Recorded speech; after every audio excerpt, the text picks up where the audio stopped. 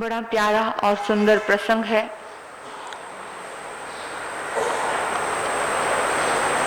उस प्रसंग के तहत थोड़ा भक्ति भावना प्रकट करेंगे। हे शाम तेरी बंसी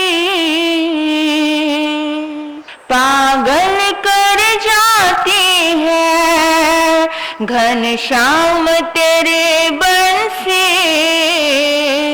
घन श्याम तेरी बंसी पागल कर जाती है। मुस्कान तेरी मोहन, मुस्कान तेरी मोहन घायल कर जाती है। मुस्कान तेरी मोहन, मुस्कान तेरी मोहन घायल कर जाती है। सोने की होती तो क्या करते तुम मोहन, सोने की होती तो क्या करते तुम मोहन। ये बांस की होकर भी, क्या ये बंसी, ये बांस की होकर भी दुनिया को नचाती है। ये बांस की होकर भी, ये बांस की होकर भी दुनिया को नचाती है। मुस्कान तेरी मोहन, मुस्कान तेरी मोहन घायल कर जाती है। घन श्याम तेरी बंसी, बोलो, घन श्याम तेरी बंसी पागल कर जाती है। कृष्ण तो वंदनीय है, आज करो या कल करो, वंदना तो करनी ही है, इसलिए आज ही कर लो। हे श्याम तेरी बंसी, हे श्याम तेरी बंसी पागल बन जाती है, पागल कर जाती है। तुम गोरे होते तो क्या कर जाते मोहन, बोलो, तुम गोरे होते तो क्या कर जाते मोहन। जब काले रंग पर ही, जब काले रंग पर ही दुनिया मर जाती है। जब काले रंग पर ही, जब काले रंग पर ही दुनिया मर जाती है। हे श्याम तेरी बंसी, हे श्याम तेरी बंसी घायल कर जाती। दुख दर्द को सहना बंसी ने सिखाया है, दुख दर्दों को सहना बंसी ने सिखाया है। इसके छेद है सीने में, इसके छेद है सीने में फिर भी मुस्काती है। इसके छेद है सीने में, इसके छेद है सीने में फिर भी मुस्काती है। हे श्याम तेरी बंसी, हे श्याम तेरी बंसी घायल कर जाती, घायल कर जाती है। घन श्याम तेरी बंसी, घन श्याम तेरी बंसी घायल कर जाती है। मुस्कान तेरी मोहन, मुस्कान तेरी मोहन पागल कर जाती है। पागल कर जाती है, पागल कर जाती है। नारायण कृष्ण वो व्यक्तित्व है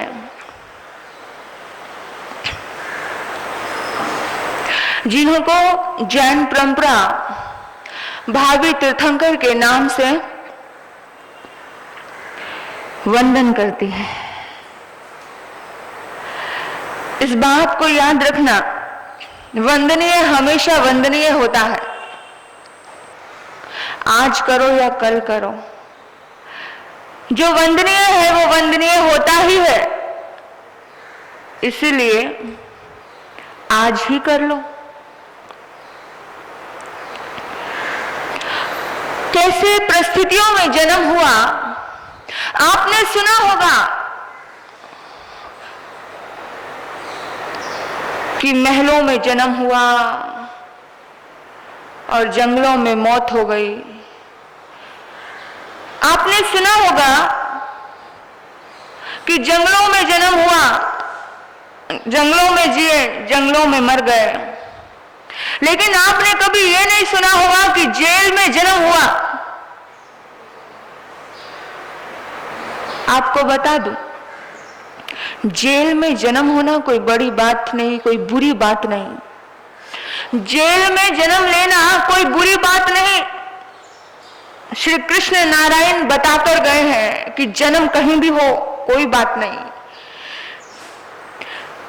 लेकिन मौत जेल में नहीं होनी चाहिए।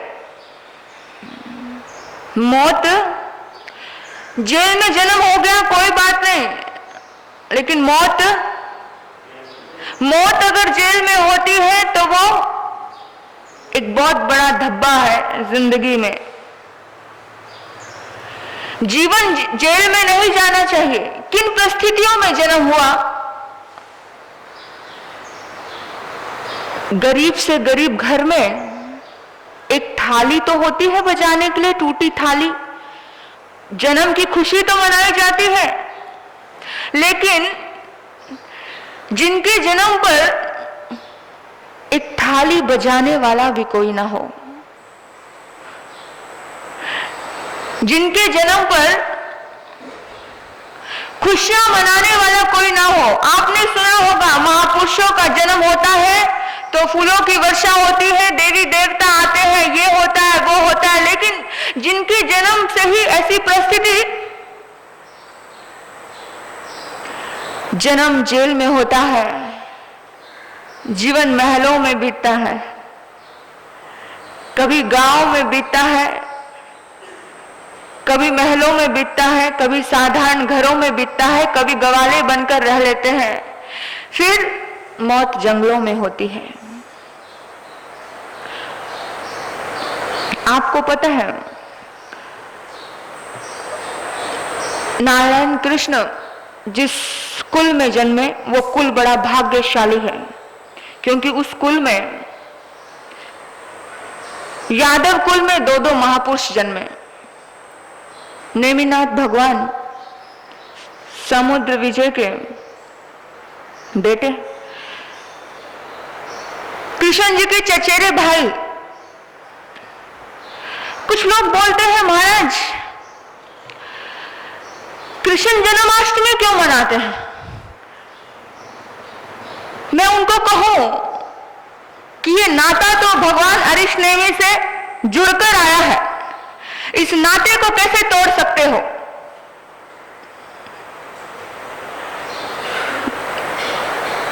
पहले भगवान से पूछो कि एक वैदिक परंपरा का निर्वाह करता है तो एक जैन परंपरा का तीर्थंकर बनकर के खड़ा होता है।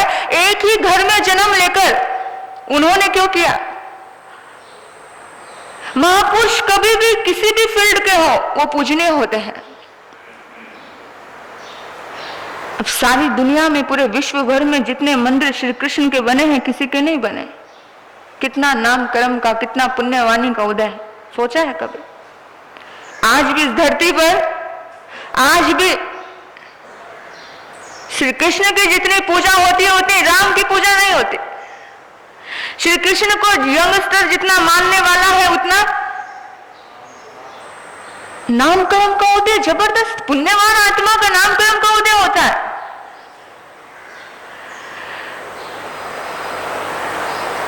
वैदिक परंपरा या जैन परंपरा में बहुत ज्यादा भेद नहीं है। देखने जाओगे, सुई धागा लेकर पिरोने जाओगे तो सब एक दिखेगा, और भेद करने जाओगे तो 10 भेद दिखेंगे। लेकिन दृष्टि चाहिए कि भेद करना है या एकता को स्थापित करना है। आत्मा का अजय अमर अस्तित्व वैदिक परंपरा भी मानती है, जैन परंपरा भी मानती है। बस थोड़ा सा फर्क है कि वैदिक परंपरा भगवान को ऊपर से नीचे बुलाती है और जैन परंपरा यहां से भगवान बनाकर के ऊपर भेजती है। इतना ही फर्क है। एक अवतारवाद को मानता है और एक तीर्थंकर को स्वीकार करते हैं। अवतार कौन है? वो भी परमात्मा का ही रूप है। तीर्थंकर कौन है? वो भी परमात्मा है। समझना, वो भी पुनर्जन्म को मानते हैं। जैनिज्म भी पुनर्जन्म को मानता है। भेद की दृष्टि से देखोगे तो सब भेद दिखेंगे, अगर मिलान और एकता की दृष्टि से देखोगे तो सब एक दिखेगा। एक जैन है, एक वैष्णव है, एक ही घर में रहकर दोनों की अलग अलग परंपराएं हैं।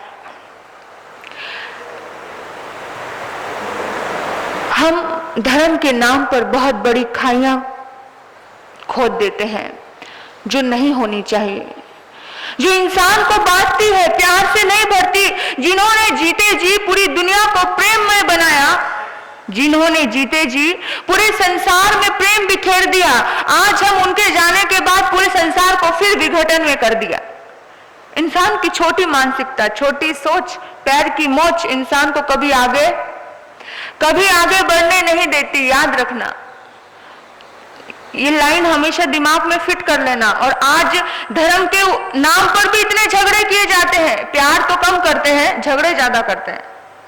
करते हैं कि नहीं करते? धर्म करते कम है, झगड़े ज्यादा करते हैं। 3 आत्माएं इस धरती पे बहुत महत्वपूर्ण हैं, श्री कृष्ण, राम और भगवान महावीर। आपको बताऊं, श्री कृष्ण और भगवान महावीर का जीवन बचपन से मिलाओ तो बहुत जगह एक दिखेगा, बहुत जगह एक दिखेगा। आप कहोगे ऐसे कैसे? श्री कृष्ण की 2 मां तो भगवान महावीर की भी 2 मां। 2 मां थे, याद दिलाऊं क्या? कहलाते तो शास्त्रों में 2 मां ही है। सबसे पहले आकर कहां जन्म लिया? हाँ, देवानंदा ब्राह्मणी के यहाँ पे। मां तो 2 कहलाई ना, शास्त्रों में तो आ गया नाम। ऐसे ही एक की कुक्षी में आए, दूसरे ने पालन किया। और ऐसे ही क्या था? श्री कृष्ण की जीवन की भी घटना, बचपन से ही जब श्री कृष्ण इस धरती पे आए और श्री कृष्ण ने देखा कि कमाल है, इंसान का जीवन बड़ा गंभीर हो गया है, यंत्रवत हो गया है, तो श्री कृष्ण ने इंसान की जिंदगी में आनंद भरा। देखने जाओगे तो इन सब तीनों का जीवन बिल्कुल ऑपोजिट लगेगा, लेकिन मिलाने जाओगे तो तीनों का जीवन एक जैसा लगेगा। क्योंकि राम ने जितनी मर्यादाएं की, श्री कृष्ण ने सारी मर्यादाएं तोड़ दी। भेद की दृष्टि से भेद करके बता रही हूं, एकता की दृष्टि से भी बताऊंगी। श्री कृष्ण ने सारी मर्यादाएं तोड़ दी। जिस पल में श्री कृष्ण ने देखा कि इंसान नहीं रहा, इंसान की जिंदगी दर्द से, दुखों से पीड़ित है, चेहरे पर ना कोई खुशी है ना कोई हंसी है, ऐसे ही यंत्रवत होकर बैठा है, बस मशीन के जैसे चल रहा है, ये काम करना वो काम करना। श्री राम ने पग पग पर मर्यादा की। श्री राम ने अपनी जिंदगी में कभी नृत्य नहीं किया। आप रामायण उठा के देख लीजिए, बचपन भी कहते हैं ठुमक चलत तो पाँव में बजे पायल लिया, तो सिर्फ ठुमक ठुमक कर चलते हैं बचपन में भी, पाँव में जो पायलियां पहनी होती है सिर्फ बजती है, यानी नृत्य नहीं करते। किसी रामायण के पूरे ग्रंथ में नृत्य का कहीं जिक्र नहीं, लेकिन श्री कृष्ण जब तक जिए नृत्य करते रहे। श्री कृष्ण ने कहा कि जिंदगी को आनंद से भरो, जिंदगी को जियो, जिंदगी को मुर्दा के जैसे मत, यंत्रवत होकर मत चलाओ। श्री कृष्ण ने जिंदगी में क्या भरा? नृत्य भरा, भक्ति भरी, आनंद भरा। इसलिए श्री कृष्ण के भक्त भक्ति करते करते नाचते नाचते ही परमात्मा को उपलब्ध हो गए। हुए कि नहीं हुए? कि पग घुंघरू बांध मेरा नाची रे। तो मीरा को परमात्मा कैसे मिले? गलियों में, चढ़ाई पर, दुहाई पर, सब तरफ सिर्फ नाचा, तो भक्ति में डूबकर नाचा। तुम जाते हो पार्टियों में, जाते हो शादियों में, जाते हो, वहां तो बड़ा नाच लेते हो, लेकिन तुम्हें भक्ति करने के लिए, नाचने के लिए कहो तो तुम्हें शर्म आ जाती है। मुझे तो बड़ा हैरानी होती है कि परमात्मा की भक्ति में तुम्हें नाचते हुए तुम्हारे कदम नहीं हिलते हैं और संसार के कामों में बड़े अच्छे से नाचते हो। कैसे मिलेंगे परमात्मा? परमात्मा की भक्ति में तो झूमते नहीं हो। आपको पता है, ज्यादा मर्यादा इंसान को पंगु बना देती है, ज्यादा मर्यादा इंसान को परेशान कर देती है, लेकिन ज्यादा मर्यादा करते करते इंसान थक जाता है। इंसान कहता है ये जीवन है क्या है? मैं तो कहती हूँ कि संतों को भी, मैं भी खुद भी, मैं बच्चे होते हैं तो मैं बच्चों में हो जाती हूँ, बड़े होते हैं तो बड़ों में हो जाती हूँ। क्या आप तो सोचते हो संत है का? बिल्कुल ऐसे मुंह बनाकर तान कर बैठ जाओ। अगर संत को थोड़ा हंसते खेलते दिखाई देगे तो अरे ये संत है क्या? क्यों भैया, हमने पाप किया है क्या जो हम हंसे नहीं? क्यों जो हम खुशी होकर जिंदगी नहीं जिए? रोते रोते रहोगे तो नरक निगोद में जाओगे, हंसते रहोगे तो मोक्ष जरूर मिल जाएगा। हंसता हुआ व्यक्ति कभी अपराध नहीं करता, याद रखना।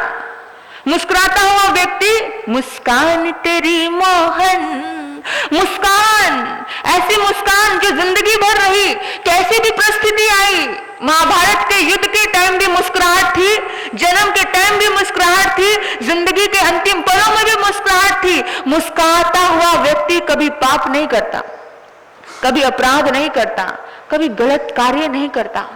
वो मुस्कान इंसान को मोक्ष तक लेके जाती है। आप देख लीजिए, ज्यादा मर्यादा इंसान को थका देती है, लेकिन ज्यादा आनंद। अब नृत्य करते हो, किस किस ने नाचा है? कौन कौन नाचा?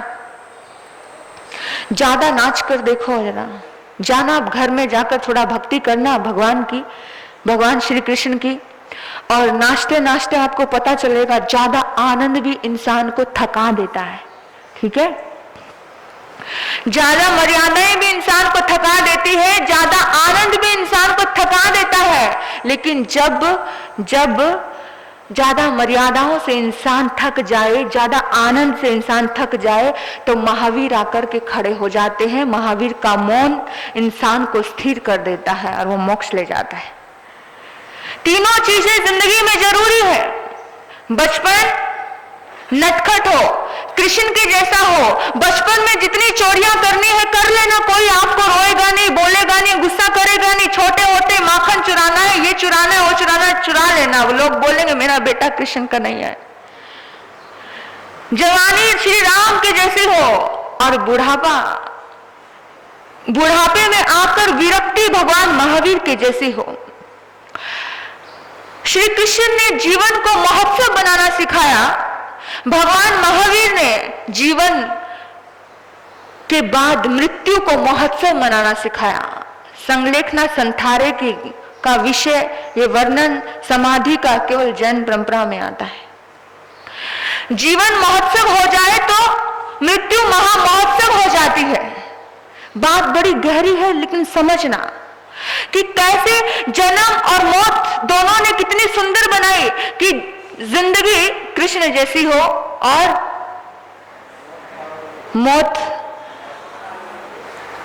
मौत के टाइम में विरक्ति महावीर के जैसी हो। ऐसी विरक्ति, ऐसी निरासक्ति, कोई आसक्ति नहीं जिंदगी से, कोई आसक्ति नहीं, ऐसा जीवन जीना।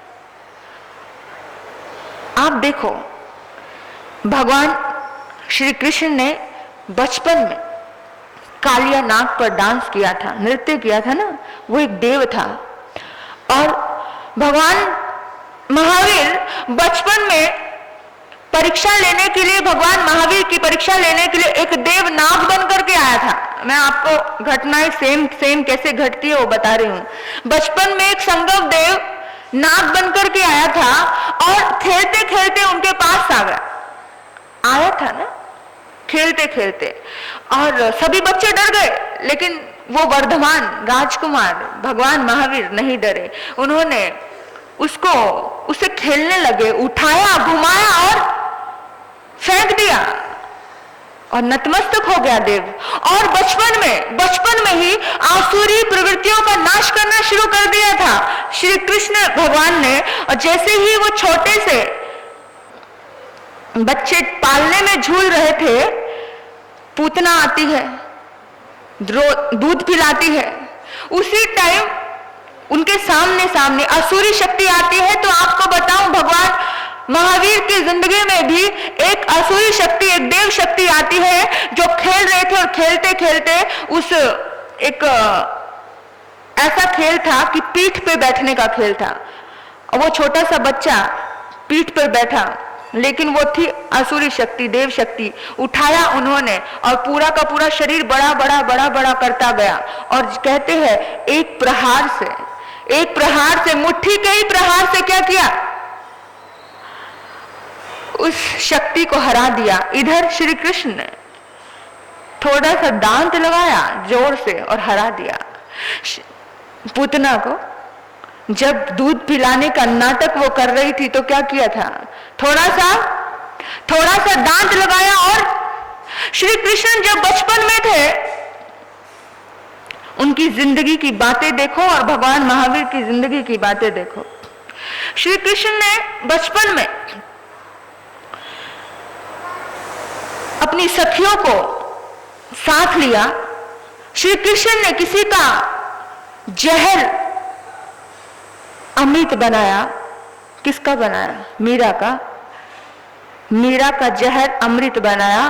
तो भगवान वर्धमान ने चंद्रकोशी का जहर अमृत बनाया। भगवान की जिंदगी में चंदनवाला आई, चंदनवाला का उद्धार किया। इधर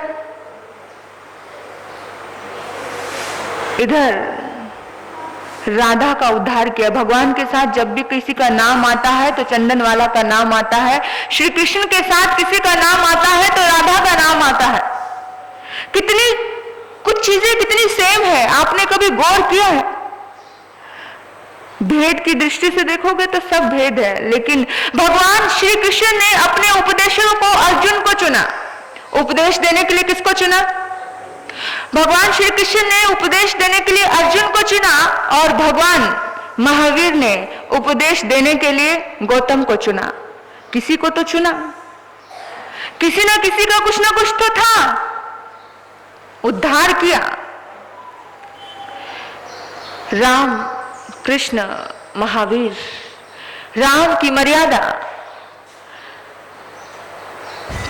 कृष्ण का आनंद, भगवान महावीर का मौन जिंदगी में आ जाता है तो जिंदगी बड़े आनंद से, बड़ी आराम से कटती है। जिंदगी महोत्सव होती है, मृत्यु महामहोत्सव होती है। आप सोचो, श्री कृष्ण बचपन में ही एक अंगूठा निकालते हैं और यमुना माता को टच करते हैं और यमुना नीचे हो जाती है। श्री कृष्ण के जन्म की घटना, जब उठाकर लेके जाया जाता है श्री कृष्ण भगवान को, जन्म लेते ही उनको उस जेल से निकाला जाता है और चुपचाप किसी को पता ना चले, लेकिन यमुना उफान पे आ जाती है। नंद, क्या नाम था, वासुदेव है ना, डूबने लगते हैं। बहुत बुरी स्थिति हो जाती है, ऐसी बुरी स्थिति कि बस पूछो मत कि क्या होगा क्या नहीं। लेकिन इतने उफान पे आती है यमुना, और श्री कृष्ण अपना अंगूठा निकाल के क्या करते हैं, उसको शांत कर देते हैं। बचपन से जन्म लेते का ही प्रसंग है ये, जन्म लेते का प्रसंग है कि वहां यमुना शांत हो जाती है, वहां देवों की शंका शांत होती है। अपने चीची उंगली से, अपने अंगूठे से मेरू पर्वत को हिला देते हैं भगवान महावीर। बचपन की घटना बता रही हूं। जन्म लेते ही जब भगवान महावीर को सुमेरु पर्वत पर लेकर जाया जाता है तो शंका आती है सबके मन में कि इतना छोटा सा बच्चा क्या होगा। छोटा सा अंगूठा निकाला, हल्का सा टच कर दिया, किया कि नहीं, उन्होंने भी हल्का सा टच किया था, उन्होंने भी हल्का सा टच किया था। यानी कि देखो जरा गौर से देखिए जिंदगी को, उन्होंने भी किसी को चुना था, उन्होंने भी किसी के अमृत को, जहर को अमृत बनाया था, उन्होंने भी किसी के जहर को अमृत बनाया था, उन्होंने भी चंद्रमा को चुना था, उन्होंने भी राधा को चुना, मीरा को चुना। आप सोचिए बिना चुने हुए किसी का उद्धार नहीं होता। उन्होंने चुना, उन्होंने नारी जाति को चुना, उन्होंने भी नारी जाति को चुना। भगवान महावीर के शासन काल में जितने संत थे उससे कहीं ज्यादा साधियां थी, और वो परंपरा आज भी चल रही है। सोचो वो आनंद हमारे जीवन में आए, वो मुस्कुराहट हमारे जीवन में आए, हम बंद कर ना बैठे। हंसी खुशी मुस्कुराहट जिंदगी में आपको बताएं, ऐसी जिंदगी। एक युवक मेरे पास आया, मैंने देखा बाहर सिगरेट पी रहा था। मैंने कहा भैया ये क्या करता है? बोला मैं तो फूंक मार रहा हूं, सिगरेट में फूंक मार रहा हूं। मैंने कहा पी रहा है तो सिगरेट, मैंने देखा तुझे। मैंने कहा नहीं महाराज साहब मैं तो फूंक मार रहा हूं। श्री कृष्ण बांसुरी में फूंक मारते थे, मैं सिगरेट में फूंक मार रहा हूं। मैं कहती हूं श्री कृष्ण का नाम लेने से पहले अपने भीतर में औकात पैदा करना। हम तो फिल्म इंडस्ट्री को बहुत सोचते हैं और बोलते हैं कि वो कैसे कैसी बातें कर जाते हैं। हम करें तो कैरेक्टर ढीला, कृष्ण करे तो रास लीला। ये समझ नहीं आता उनको कि श्री कृष्ण के अंदर अगर चीर हरण करने की, आप कहते हैं ना गोपियों के बस्तर चुराने की अगर उनमें ताकत थी, तो किसी की लाज उतरते हुए को बचाने की ताकत भी श्री कृष्ण के पास थी। द्रौपदी की लज्जा बचाई ना। वो ताकत तुम्हारे पास हो तो किसी के वस्त्र चुरा लेना, कोई मनाही नहीं है, पर ताकत पैदा करना कि किसी की इज्जत बचाने की ताकत है क्या? वो छोटा सा बच्चा था, वो बच्चा मस्ती करता था तो गोपियों को बुरा नहीं लगता था। किसी भी महापुरुष को सोचो जरा, समझो। हम कहते हैं, मैंने कहा तुम कृष्ण का बहाना मत लगाइए। आपको बताऊं श्री कृष्ण के अंदर ताकत थी पूरे गोवर्धन पर्वत को उठा लेने की। मैंने कहा तू गली में पड़ा हुआ गोबर तो अपनी उंगली पर उठा के दिखा दे तो मैं मान जाऊं। एक गाय ने इतना सारा गोबर किया, वही अपनी उंगली पे उठा दे तो मैं मानूं तेरे अंदर कोई औकात है। बातें करते हो ऐसी बड़ी बड़ी, अपने आप को किसके साथ खड़ा कर रहे हो ये तो सोचिए। तुम्हारे पास ऐसी ताकत हो ऑपोजिट में तो तुम कुछ भी करना मना ही नहीं है, लेकिन अपने औकात की ताकत पैदा कीजिए। आपको पता है एक घटना मैंने पढ़ी और मैं एकदम से इस घटना को सुनकर मैं खुद हिली।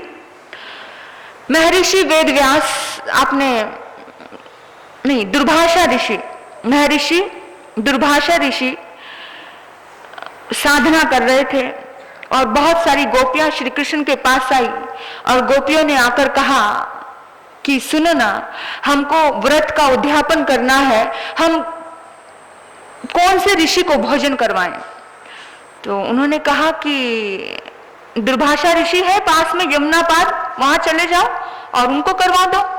तो बोला ठीक है, लेकिन जैसे ही गई तो इतना ज्यादा यमुना का पानी उफान पर था कि वो जा नहीं सकती थी। तो उन्होंने कहा कि अब क्या करें, इतना ज्यादा पानी यमुना का उफान पर है, हम तो बह जाएंगे, मर जाएंगे, हम नहीं पार कर सकती, लेकिन हमको आज की आज उद्यापन भी करना है। तो श्री कृष्ण ने कहा यमुना को कहना कि हमारे कृष्ण कन्हैया बाल ब्रह्मचारी हो तो हे देवी मां रास्ता खोल देना। क्या बोला? अगर हमारे कृष्ण कन्हैया बाल ब्रह्मचारी हो तो हे मैया क्या करना, रास्ता छोड़ देना। और जैसे ही हंसने लगी गोपियां कि जब देखो तो नाचता रहता है, गाता रहता है, और ये क्या बात करते हो? बोला एक बार कह के तो देखो। अब कृष्ण पर विश्वास सबको था। बोला ठीक है, अब तू कहता है तो कह के देख लेते हैं। पहुंचे, गोपियां सारी गई और जाने के बाद उन्होंने कहा कि हे देवी मैया, हमारे कृष्ण कन्हैया अगर बाल ब्रह्मचारी है तो आप रास्ता छोड़ दिए। एक पल नहीं लगा, यमुना 2 भागों में बट गई, एक पल नहीं लगा। हैरान हो गई, एकदम से मस्तिष्क खो गया कि अरे हम तो बहुत से चर्चे सुनते हैं, वो उसका दीवाना, वो उसका दीवाना। कृष्ण के सब दीवाने थे, कृष्ण किसी के दीवाने नहीं थे। चले गए, दुर्भाषा ऋषि को भोजन करवाया, खूब भरपेट भोजन किया, भरपेट भोजन किया।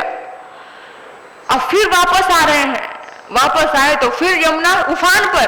ये शायद सृष्टि इसलिए इस तरह से बनी थी ताकि सृष्टि दुनिया को बता सके दुनिया भ्रम में जीती है, तब भी जीती थी और आज भी जीती आई है।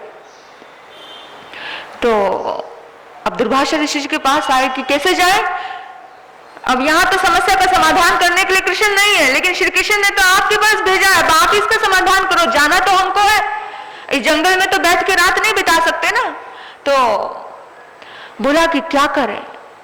बोला जाओ और कह दो दुर्भाषा ऋषि ने दूब के अलावा जीवन में अगर कुछ नहीं खाया हो तो नदी 2 भागों में बट जाएगी। अभी तो भरपेट भोजन किया है, अभी तो इतना सारा खिलाया है और कहते हो कि कभी कुछ नहीं खाया हो। अब दुर्भाषा ऋषि से तो उनके साथ तो आर्ग्यूमेंट कर सकते थे श्री कृष्ण के साथ, लेकिन दुर्भाषा ऋषि से बोलने की ताकत नहीं थी, क्योंकि पता है अब तो चलो अब कहा है तो इतने बड़े ऋषि ने कहा है तो बोल देते हैं। जैसे ही ये बात बोली कि हे देवी मां, अगर दुर्भाषा ऋषि जी ने दूब के अलावा, दूब समझते हो ना, घास की वो दूब, घास के सूखे तिनके, उन दूब के अलावा जिंदगी में कुछ नहीं खाया हो तो रास्ता छोड़ दे। एक पल में देवी मां ने रास्ता छोड़ दिया। आप हैरान हो रहे होंगे ये क्या चमत्कार है। ये चमत्कार नहीं, ये सत्यता है, क्योंकि वो आसक्ति से कभी कोई चीज उन्होंने खाई ही नहीं थी। जो भी खाया आसक्ति से नहीं खाया। खाने में फर्क होता है, एक होती है आसक्ति, एक होती है निरासक्ति। हमेशा कीचड़ कमल में खिलता है और कीचड़ में कमल खिलता है, उल्टा हो गया। कीचड़ में कमल खिलता है और उसके ऊपर कीचड़ की एक बूंद भी रहती नहीं है। विचार कीजिए, श्री कृष्ण हमारे उसमें आता है 16,000 रानियों के पति। कितने? 1 नहीं, 2 नहीं, 3 नहीं, गोपियां तो अलग छोड़ दो, उनकी बचपन की सखियां अलग छोड़ दो, फिर भी 16,000 रानियों के साथ रहने वाले वो श्री कृष्ण आधे से ज्यादा समय तो पांडवों के पास रहे। आप सोचो, पूरी जिंदगी पांडवों की जिंदगी सुरक्षित करने में लगा दी। फिर हम कहते हैं वो ऐसे थे, वो ऐसे। बचपन से ही श्री जितने भी भगवान हुए हैं ना, उनको किसी दुर्गम में दुर्बुद्धि शक्ति को विनाश करने में जवानी का समय लेना पड़ा है। लेकिन श्री कृष्ण एक ऐसी आत्मा थे जिन्होंने बचपन से ही दुर्गम में बेकार शक्तियों को खत्म करना शुरू कर दिया था। आप सोचो, कंस के पास कितनी उम्र में गए थे श्री कृष्ण? जवानी का इंतजार किया था। किसी भी महापुरुष ने, श्री राम अगर किसी युद्ध के मैदान में उतरे थे ना, तो एक सेना लेकर उतरे थे, एक सहयोगी और साथी लेकर उतरे थे। लेकिन श्री कृष्ण इतना छोटा सा बच्चा, वो 8 साल का बच्चा चला गया था। अकेला गया था, किसी के घर में जाकर दुश्मन को मात देकर आया था। आप सोचो जरा, सोचिए, विचार कीजिए, इतनी छोटी सी उम्र में उन्होंने तो सारे काम करने शुरू कर दिए थे। वो साधारण शक्ति होगी क्या? विचार कीजिए, किसी भी महापुरुष को किसी कहीं पर भी जाना पड़ता है, किसी संस्था में यानी कहीं भी कुछ भी स्थापित करना पड़ता है, तो एक भगवान श्री राम की पूजा वनवास जाने के बाद लौटे तब होने लगी थी। कब होने लगी थी? जब लौटे, उससे पहले लोग नॉर्मल, लेकिन श्री कृष्ण की पूजा तो बचपन में ही लोग करने लगे थे। बचपन में उनको किसी भी आदताई, किसी भी बुरी शक्तियों को दूर करने का, खत्म करने के लिए उन्हें जवानी का इंतजार नहीं किया। आप सोचो, श्री कृष्ण ने अपनी जिंदगी में कोई तप किया? कोई तप नहीं किया। भगवान ने 12.5 वर्ष तक, महावीर ने 12.5 वर्ष तक तप किया। श्री राम भी 14 वर्ष तक वनवास ही रहे। कितना तप किया इन्होंने अपने जीवन में, सोचा आपने?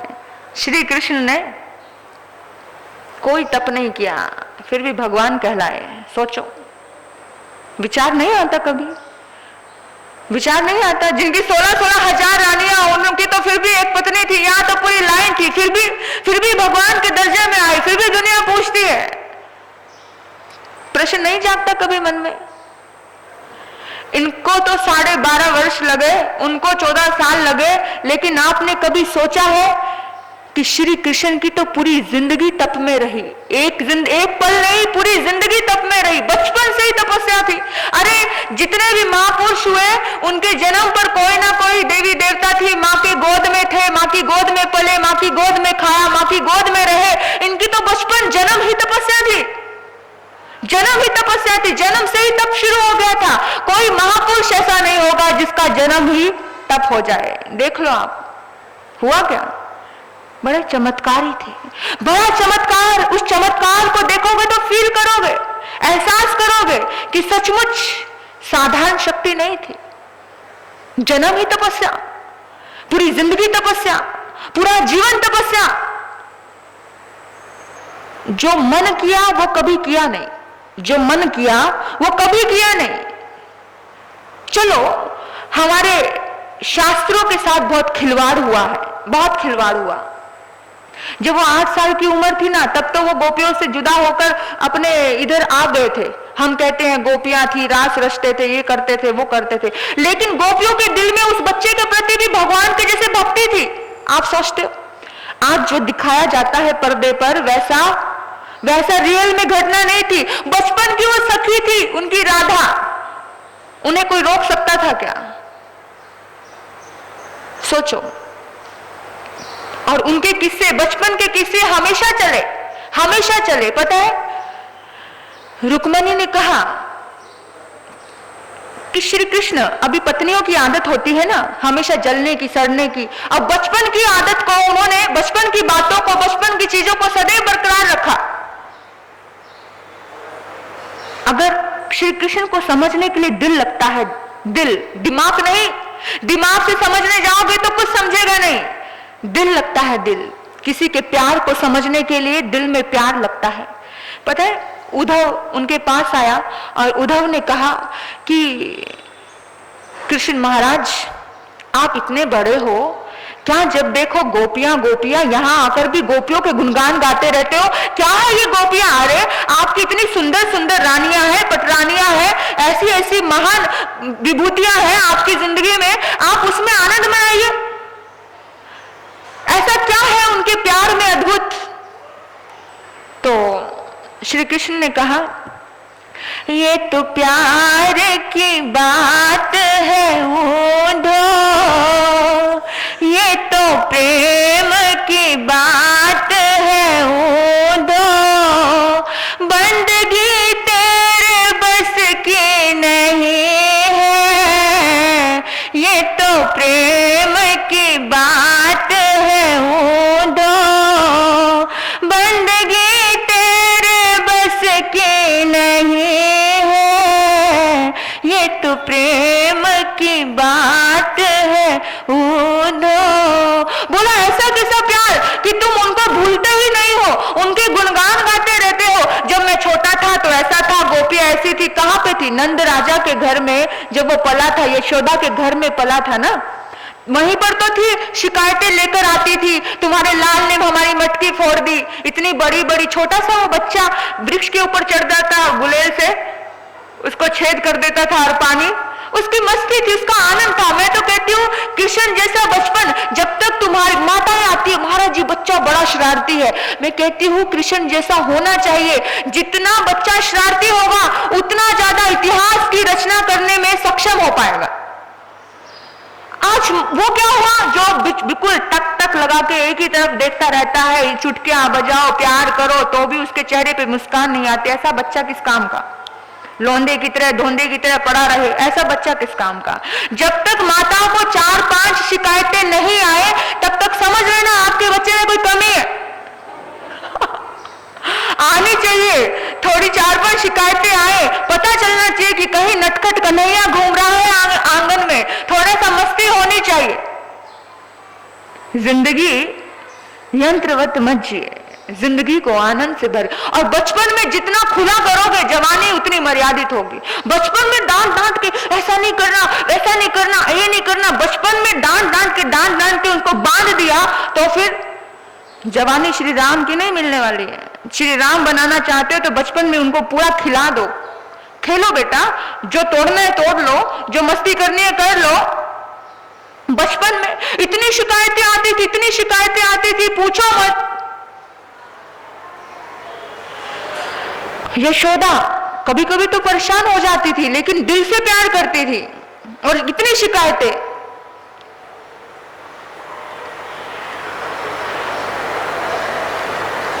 देवकी लाल तेरा, कृष्ण गोपाल तेरा, देवकी लाल तेरा, कृष्ण गोपाल तेरा, यशोदा ने पाल दिया, वचन निभा दिया, यशोदा ने पाल दिया, वचन निभा दिया, देवकी लाल तेरा, कृष्ण गोपाल तेरा। इतनी इतनी शिकायतें आती थी, यशोदा पालती थी और बड़े अच्छे से, जैसे खुद का बेटा होता है वैसे ही करती थी। और ऐसे कभी नहीं सोचा, कभी नहीं लगा कि इसको मैंने जन्म नहीं दिया। इतना सुंदर ढंग से उसका पालन पोषण किया, इतने अच्छे ढंग से। जब 8 साल की उम्र में जब वो कंस के पास जा रहा था, उस पल में माँ यशोदा की आंखों में आंसू थे और उन्होंने कहा था, माँ इस दुनिया में तेरा नाम कभी भुलाया नहीं जाएगा। देवकी का नाम बाद में लिया जाएगा, पहले यशोदा का नाम लिया जाएगा। सखी के लिए भी कितनी जबरदस्त उनकी भावनाएं थी कि हे राधा, दुनिया में दूसरे का नाम बाद में आएगा, तेरे साथ जो बचपन जिया है उसका नाम युगों युगों तक जाना जाएगा। और जो उन्होंने वचन दिया वो वचन प्राण जाए पर वचन ना जाए। आज कहीं पर भी फोटो चित्र आप मंदिरों में जाते हो तो यशोदा के ही दिखेंगे, आपको दिखते हैं कि नहीं दिखते? पूरा बालकाल, पूरा बचपन। और जिंदगी में जो बचपन की कृष्ण लीलाएं, जब हम बहुत छोटे थे तो हम कृष्ण लीला देखते थे तो कोई भी काम होता था सब छोड़ देते थे और ऐसा लगता था कि सचमुच की जबरदस्त। उनकी कोई साधारण माता होती तो दुखी हो जाती, क्योंकि साथ साथ में कहीं ना कहीं शक्तियां मिल जाती थी। अब उसको बांध कर रखते थे। हाँ, कृष्ण आजाद पंछी कैसे बंधेगा? एक रस्सी ली, बांधना शुरू किया, पेट मोटा करता गया, ये सोचा ये बंदा है, इंसान है, बच्चा है, क्या है, और फिर दिखा दिया अपना पूरा स्वरूप कि मैं कौन हूं। धन्य हो गई यशोदा, धन्य हो गई, लेकिन फिर भुला दिया सब कुछ। नहीं तो माता मुझे वैसा प्यार नहीं करेगी। हर रोज आती है, हर रोज शिकायतें आती है, तेरी लाल ने हमारा मक्खन चुरा लिया। और हर दिन नए तरीके से मक्खन चुराते हैं, हर दिन नए तरीके से। कृष्ण का बचपन आपको नई प्रेरणा देकर जाता है। जिंदगी में एक ही जैसे कुछ मत करते रहिए, कुछ ना कुछ व्यापार भी करना है, हर दिन नए तरीके से करिए। आपको पता है गीता एक ऐसा ग्रंथ है जिस ग्रंथ में आपको पूरी जिंदगी को जीने का नए नए तरीके मिलते हैं। आप जितनी बार पढ़ोगे उतनी बार आपको जीवन के नए सूत्र मिलेंगे। बड़े बड़े मोटिवेशनल स्पीकर उस गीता से ही सारी चीजें सीखते हैं कि कैसे कोई इंसान अपने आप को निरुत्साहित फील करता है, कैसे इंसान अपने जीवन में डरता है, घबराता है और कैसे उसको उस टाइम में स्ट्रॉन्ग बनना है। भगवान श्री कृष्ण ने अर्जुन को ही नहीं अपितु पूरी संसार और पूरे विश्व को कहा था। बहुत सालों पहले लिखी गई वो गीता आज हर व्यक्ति के काम की है। गीता को केवल हाथ जोड़कर नमन करने के लिए नहीं रखा है, बल्कि उसका आचरण करने के लिए रखा है। इसको पवित्र ग्रंथ की तरह एकदम किसी कपड़े में लपेट के ही मत रखना। उसका यूज करो, उसको पढ़ना। हर दिन कुछ ना कुछ नया मिलेगा आपको। आपको पता है हमेशा की शिकायतें रहती थी, रानियों की भी शिकायतें रहती थी कि जब देखो आप उसको प्यार करते हो, उसको प्यार करते हो, इसको प्यार करते हो। तो उधो उनका बहुत खास दोस्त था। ऐसा क्या है उनके प्यार में, जब देखो प्यार प्यार, ऐसा क्या है? कभी कभी कंटाला आ जाता है ना। तुम्हारे पतिदेव अगर किसी का गुणगान गा दे तो तुम्हें भी कंटाला आ जाएगा कि ऐसा क्या है।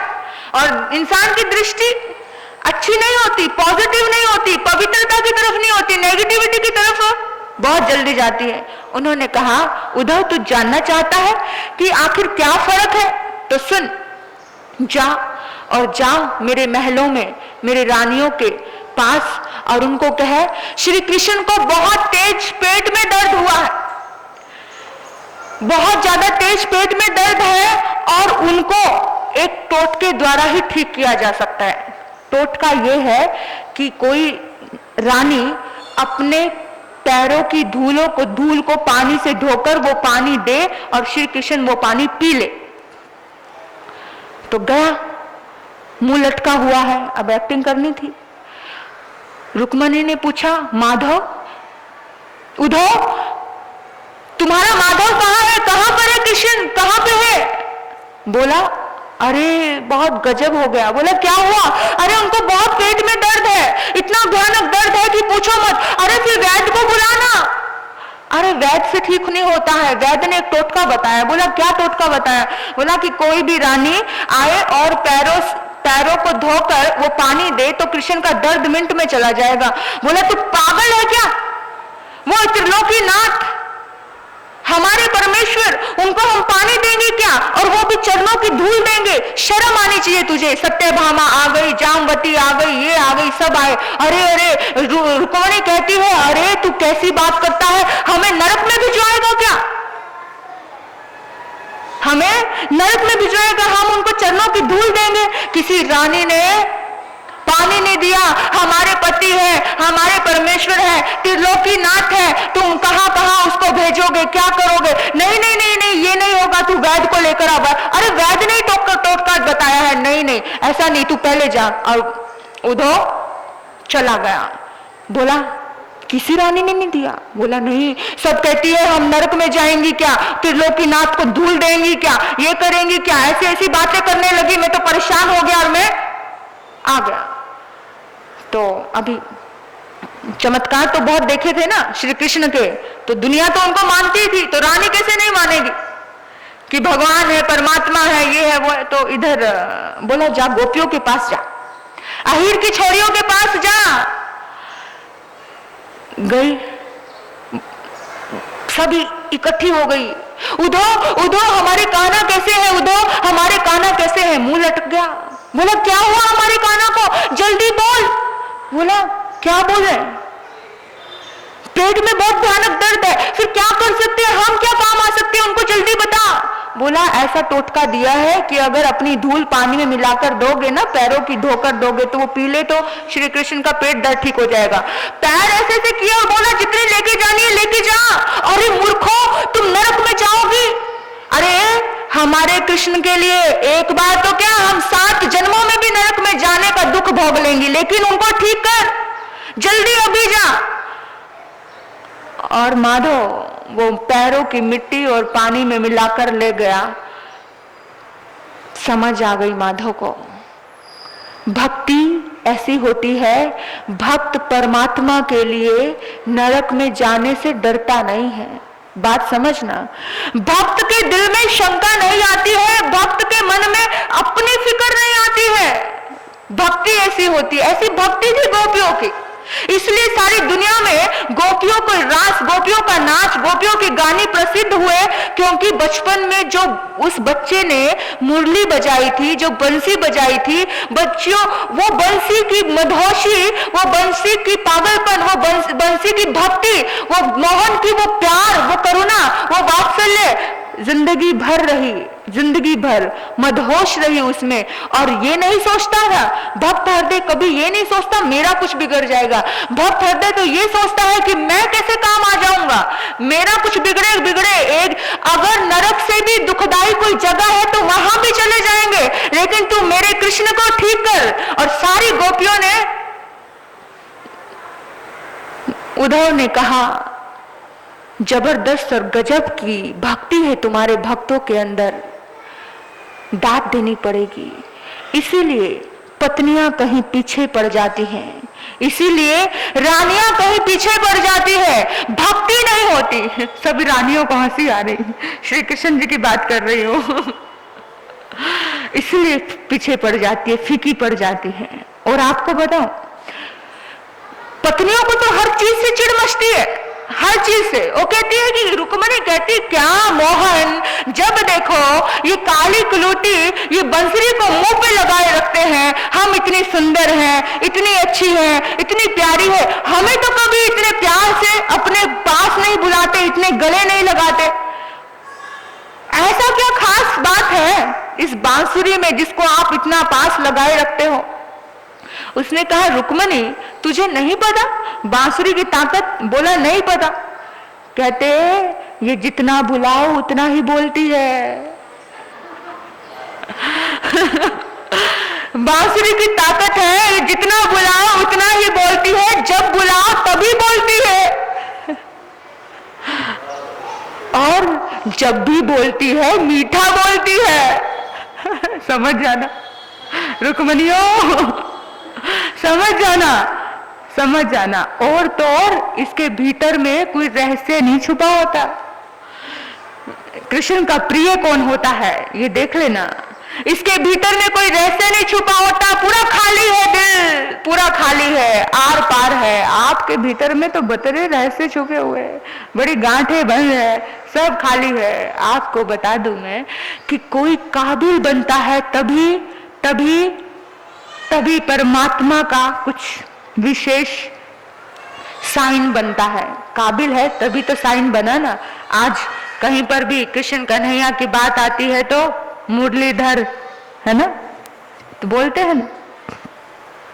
ऐसा प्यार, उस प्यार में भी मधोशी, उस प्यार में भी सब कुछ खोने की चाहत। और तो ऐसी भक्ति कीजिए राधा जैसी, भक्ति कीजिए मीरा जैसी। चमत्कार घटित ना हो तो मेरा नाम बदल देना।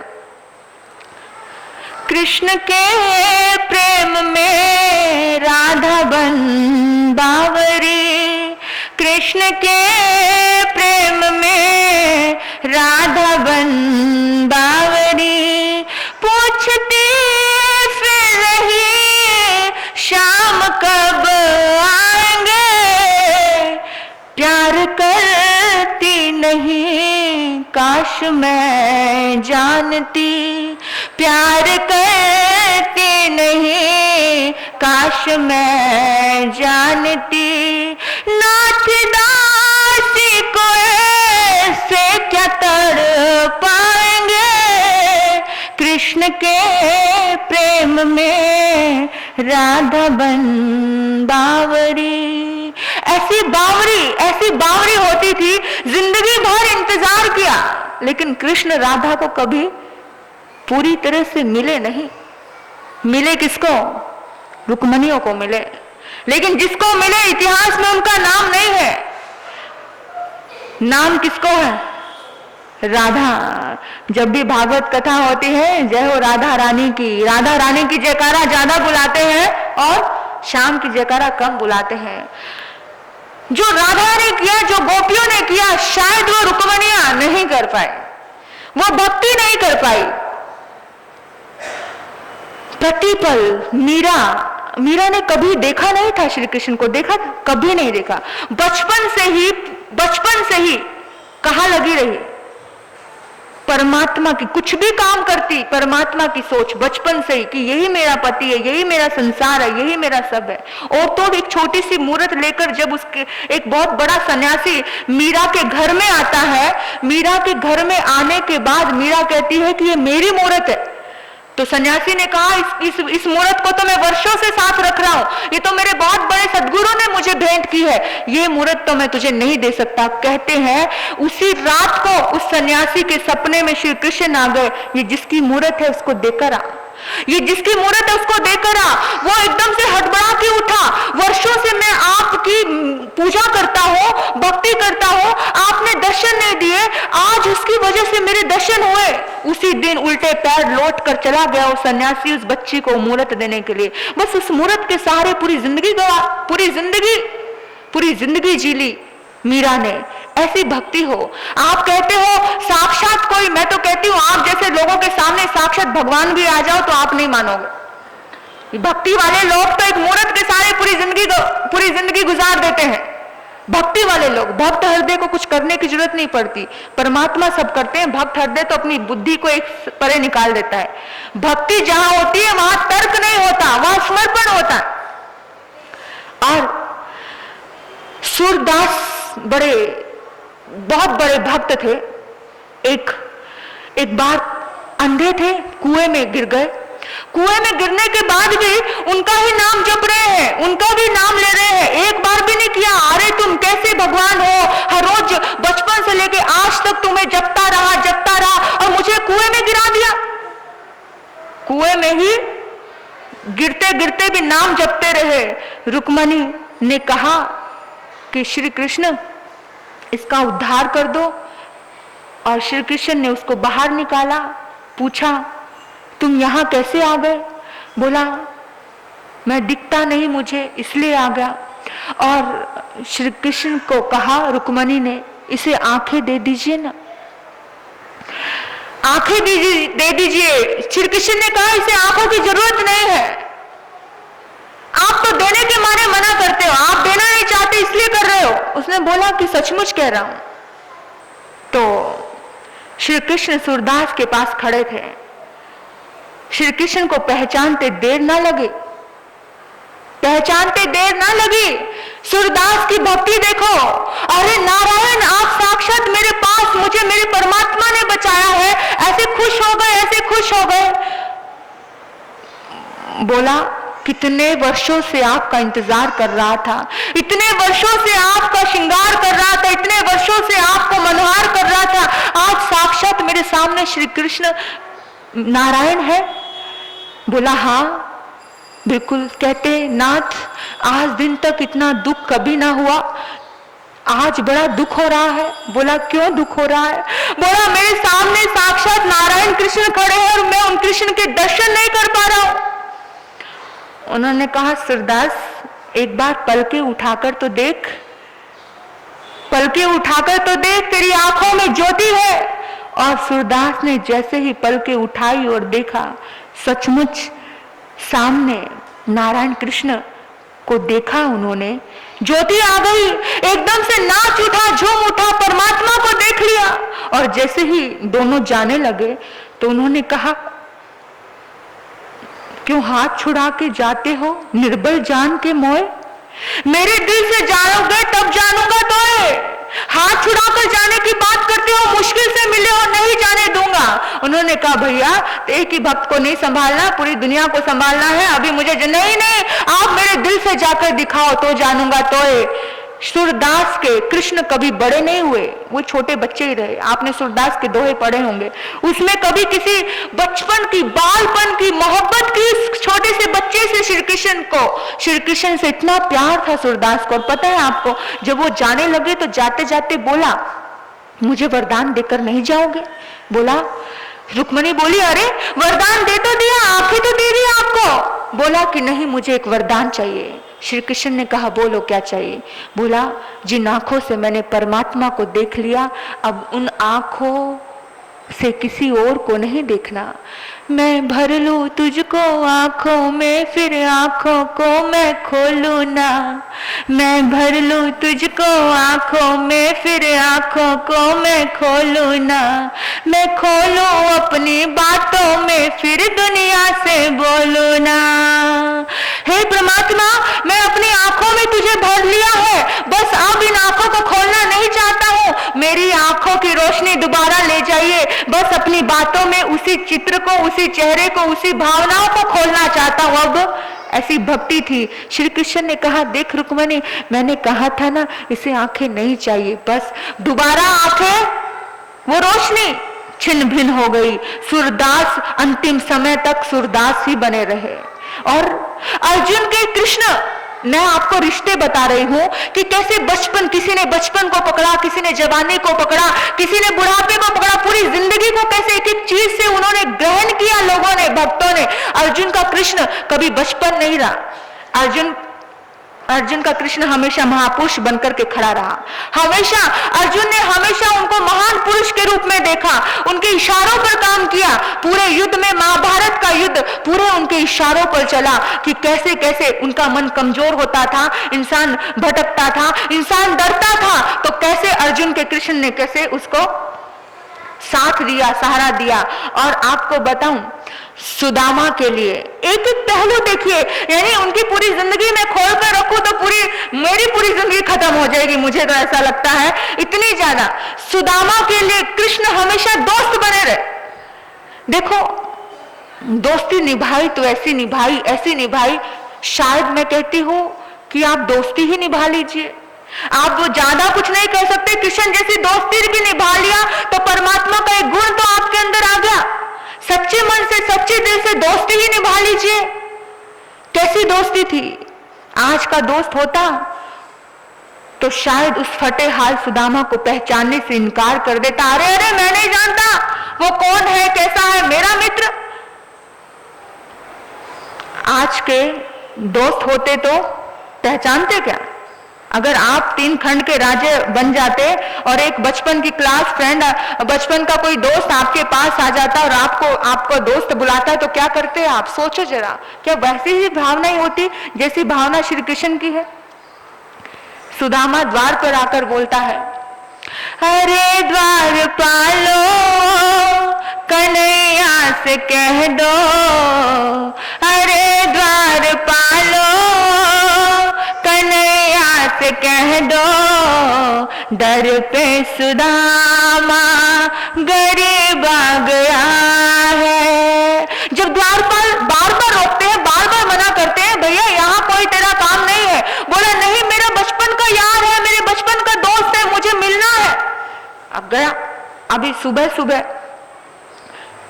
मुंह धो के तैयारी की थी, नाश्ते की तैयारी थी, आचमन कर रहे थे, भगवान की भक्ति कर रहे थे, जल चढ़ा रहे थे। श्री कृष्ण को बोला कि एक भिखारी आया है, ना शरीर पर कुछ है, कुछ भी नहीं है, फटे पुराने बेहाल है, महीने से नहाया नहीं है, बदबू फूट रही है, ऐसी स्थिति है, और कहता है मैं आपका दोस्त हूं। बोला क्या नाम है। बोला सुदामा। हाथ में से पानी छूट जाता है, हिल जाता है सब कुछ, राजमहल पूरा तहस नहस ऐसे ऐसे हो जाता है और भागते हैं। सुनते ही दौड़े चले आए मोहन, सुनते ही दौड़े चले आए मोहन, लगाया गले से सुदामा को मोहन हो, लगाया गले से सुदामा को मोहन।